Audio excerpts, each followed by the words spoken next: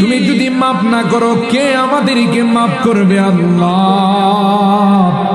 আমাদের তো দ্বিতীয় কোনো দরবার নাই যে দরবারে গিয়ে আমরা মাফ চাইব, ক্ষমা চাইব। মালিক রে, মেহেরবানি করে আমাদের সকল আর গুনাহ খাতাগুলো মাফ করে দাও আল্লাহ। এই তাফসীর মাহফিলকে তুমি কবুল করে নাও। এই তাফসীর মাহফিলে যারা বিভিন্ন ভাবে দান খায়রাত করেছে, যারা করবেন, আল্লাহ সকলকে তুমি কবুল করে দাও আল্লাহ। কামাই রুজি রোজগারে বরকত নসিব করে দাও।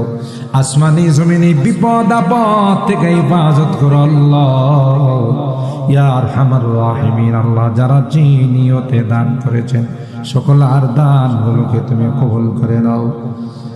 ও রব্বি করিম, আমাদের রোগীদেরকে পরিপূর্ণ শিফা নসিব করে দাও।